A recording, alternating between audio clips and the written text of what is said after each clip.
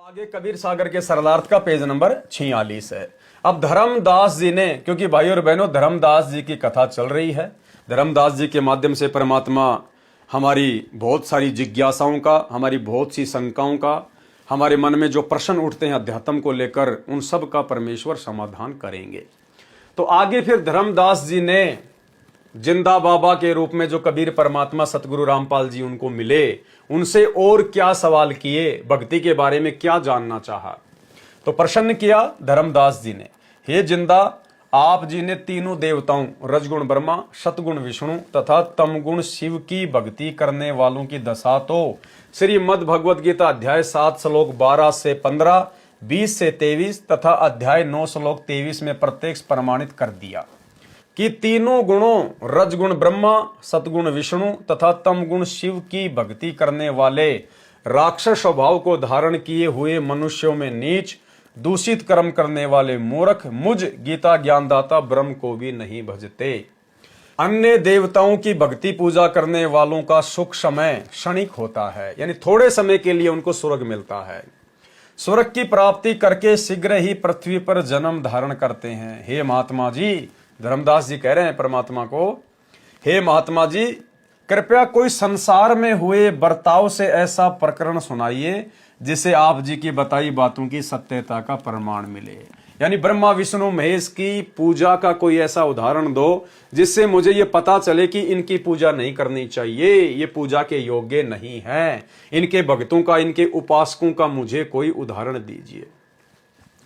तो जिंदा रूप में कबीर परमात्मा सतगुरु रामपाल जी ने क्या उत्तर दिया? उत्तर जिंदा जगदीश का रजगुण ब्रह्मा के उपासकों का चरित्र, यानी ब्रह्मा जी की भक्ति करने वालों का जो चरित्र है, जो स्वभाव है, वो बताया जा रहा है।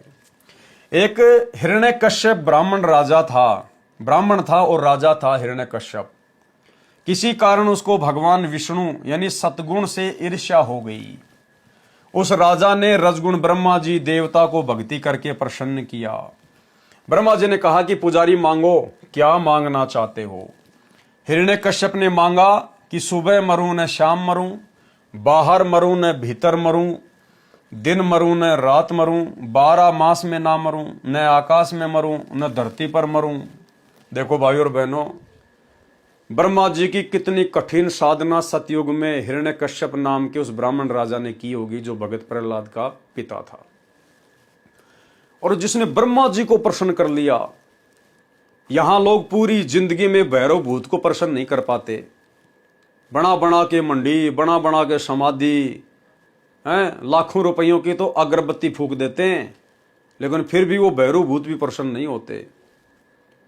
और जिस व्यक्ति ने ब्रह्मा जी को प्रसन्न कर लिया अपनी भक्ति से, अपने तप से, सोचो उसने कितना त्याग किया होगा, कितना समय दिया होगा, कि किस कदर वो समर्पित हुआ होगा।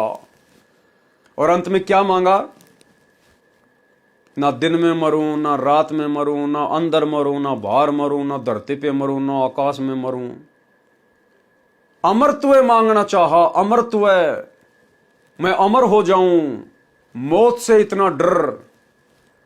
और भाई और बहनों, ये अमरत्व जिसके लिए हिरण्यकश्यप ने इतना बलिदान किया, इतनी तप किया, इतनी साधना, इतनी भक्ति, इतना समय, वो अमरत्व सतगुरु रामपाल जी हमें सहज में प्रदान कर रहे हैं। सहज में घर बैठे, ना जंगल में जाके तप करना, ना ऊपर को पैर, ना नीचे को सिर करना, ना करोड़ों रुपये लगा के कोई अश्वमेघ यज्ञ करना। मुफ्त में दे रहा है भगवान, मुफ्त में। और जिस मृत्यु के भय से हिरण्यकश्यप इतना डरता था, आज गुरुदेव ने हमें अनमोल ज्ञान देकर हमें किस कदर मृत्यु के स्वागत के लिए तैयार कर दिया है। हमें तनिक भी मृत्यु का भय नहीं है। गुरुदेव कहते हैं, जिस मरने से जग डरे और मेरे मन आनंद, यानी भगत की स्थिति एक समय इस तत्व ज्ञान से, सतगुरु की भक्ति से, उनके आशीर्वाद से ऐसी हो जाएगी कि जिस मौत के डर से पूरा जग डरता है, पूरी दुनिया डरती है। कहते हैं, जिस मरने से जग डरे और मेरे मन आनंद, और कद मरूं और कद पाऊं वो पूर्ण परमानंद। भगत की स्थिति ये हो जाएगी एक समय कि ये भगवान मेरी मौत कब आएगी, ये परमात्मा मेरा शरीर छुड़वा दो, मैं इस गंदे लोक से प्रस्थान करना चाहता हूं आपके साथ परमात्मा। मुझे तो आपका वो पूर्ण परमानंद स्थान चाहिए, सतलोक, जहां जाने के बाद कभी वापस नहीं आना पड़ता, जन्म मरण का दुख नहीं है, 84 लाख योनियों का कष्ट नहीं है, कोई काम धाम नहीं करना पड़ता, सर्व सुविधाएं मुफ्त मिलती हैं। तो कितनी भाई और बहनों भिन्नता सतगुरु की भक्ति में और यहां के भगवानों की भक्ति में। तो कितना बड़ा सौभाग्य है आप और हमारा, जिस अमृतत्व के लिए हिरण्यकश्यप ने कैसे कैसे घोर तप किए, और आज हमें वो अमृतत्व, परमानेंट अमृतत्व सहज में सतगुरु ने प्रदान कर दिया। जिस हिरण्यकश्यप को मृत्यु का इतना भय, आज परमेश्वर ने हमें उस मृत्यु के स्वागत के लिए तैयार कर दिया। ब्रह्मा जी ने कहा कि पुजारी मांगो, क्या मांगना चाहते हो। हिरण्यकश्यप ने मांगा कि सुबह मरूं न शाम मरूं, बाहर मरूं न भीतर मरूं, दिन मरूं न रात मरूं, 12 मास में ना मरूं, न आकाश में मरूं न धरती पर मरूं। ब्रह्मा जी ने कहा तथास्तु, यानी तथा वस्तु, जो तुमने मांगा वो तुम्हें प्राप्त हो जाए। इसके पश्चात हिरण्यकश्यप ने अपने आप को अमर मान लिया। और हिरण्यकश्यप ने अपने आप को क्या मान लिया? अमर, कि अब तू नहीं मर सकता। और अपना नाम जाप करने को कहने लगा। जो विष्णु का नाम जपता उसको मार देता। उसका पुत्र प्रहलाद विष्णु की भक्ति करता था, उसको कितना सताया था। हे धर्मदास, कथा से तो आप परिचित हैं। भावार्थ है कि रजगुण ब्रह्मा का भगत राक्षस कहलाया और अंत में कुत्ते वाली मौत मारा गया। इसी कबीर भगवान सतगुरु रामपाल जी ने भगत प्रहलाद की फिर रक्षा की, हिरण्यकश्यप के अत्याचारों से मुक्त कराया और अंत में उसकी छाती फाड़ी नरसिंह रूप धारण करके, अंत में कुत्ते वाली मौत। नंबर 2, तमगुण शिवजी के उपासकों का चरित्र।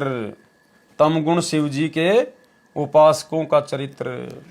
लंका के राजा रावण ने तमगुण शिव की भक्ति की थी। उसने अपनी शक्ति से 33 करोड़ देवताओं को कैद कर रखा था। फिर देवी सीता का अपहरण कर लिया। इसका क्या हश्र हुआ आप सब जानते हैं। तमगुण शिव का उपासक रावण राक्षस कहलाया, सर्वनाश हुआ, निंदा का पात्र बना। ये स्थिति है तमगुण भगवान शिव के भक्तों की।